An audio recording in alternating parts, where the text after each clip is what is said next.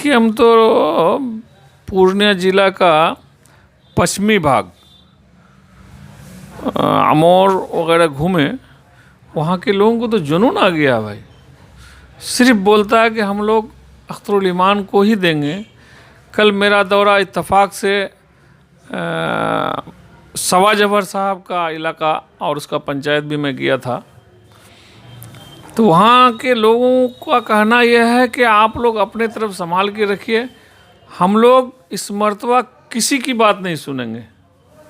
हम लोग हर हाल में अवैसी साहब के कैंडिडेट को ही इस मर्तबा वोट देंगे। अख्तरुल ईमान साहब हम लोगों के हाजी साहब के जैसा इंसान है। तो हमने पूछा कि ये हाजी साहब कौन है, तो बोला हाजी मुजफ्फर साहब, जो सवा जफर के वालिद साहब हैं। और उसके वालिद साहब का भी उस एरिया में बहुत ज़्यादा अपने ज़माने में पकड़ रहा था। बहुत ईमानदार शख्स भी गुजरे हैं वो तस्लीम साहब के ज़माने में।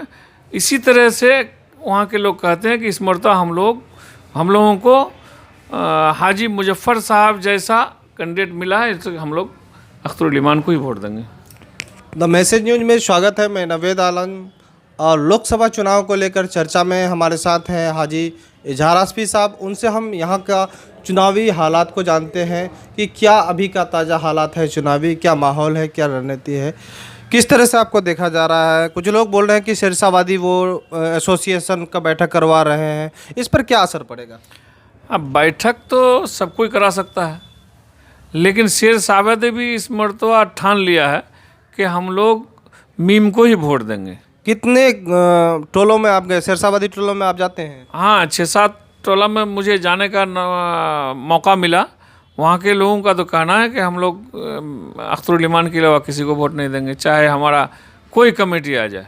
क्योंकि जदयू तो एक बीजेपी है, क्या बीजेपी को वोट देंगे? नहीं, जदयू वाले का कहना है कि हम लोग तो जदयू हैं ही।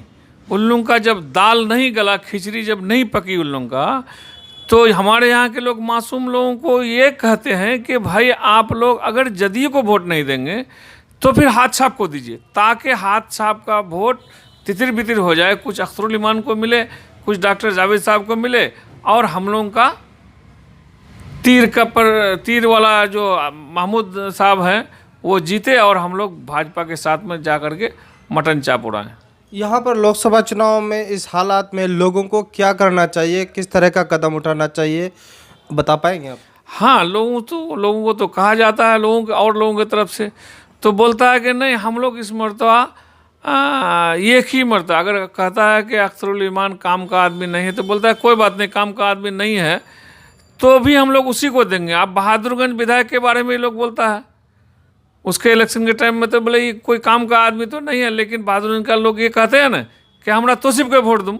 उसी तरह से इस मर्तबा किशनगंज कंस्टिट्यूंसी के लोग कहता है कि कुछ हो ना हो, लेकिन हमरा इडा मर्तबा अख्तरुल ईमान का वोट दूँ, चाहे काम करे नहीं करे। आप समझ में क्या आता है, लोगों को क्या करना चाहिए इस हालात में? चूँकि यहाँ पर डॉक्टर जावेद आज़ाद कांग्रेस से है, जदयू से महमूद अशरफ साहब हैं और यहाँ पर MIM से अख्तरुल ईमान साहब है। इस हालात में लोगों को क्या करना चाहिए और किन किन परिस्थितियों से भी अभी बहुत सारे अफवाह उड़ेंगे, बहुत सारी बातें आएंगी, क्या लोगों को इस बार? आप देखिए, हमारे यहाँ के इलाके के लोग तो कांग्रेसी मिजाज के हैं ना भाई, लेकिन कांग्रेस के तरफ से हम लोगों ने भेजा भी मौलाना असरफ कासमी साहब को, और उसको 2 बार वो हुकूमत के साथ में रहे भी, और मंत्रालय में उसको जगह नहीं मिली है, उसको भी लोग बर्दाश्त किया। लेकिन जब संसद में उसको 3 तलाक के बारे में बोलने के लिए मना कर दिया, उसका बहुत ज़्यादा ही इलाके में गम और गुस्सा है, जिसके चलते आज कांग्रेसी लोग भी कांग्रेस को वोट नहीं देने के लिए तैयार हैं।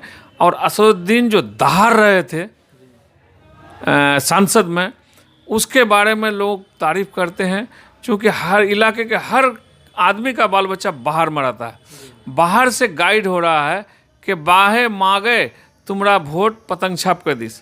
लोग विदेश से भी कह रहा है अख्तरुल ईमान को वोट देने के लिए। तो इस बार क्या कांग्रेस अपना गढ़ को बचा नहीं पाएगी आपके? कांग्रेस का तो कहीं है ही नहीं। अभी देखिए, ये लोग साजिश कर रहा है बीजेपी वाला। कांग्रेस का तो कोई गप सब सुना नहीं जाता है इस मर्तबा।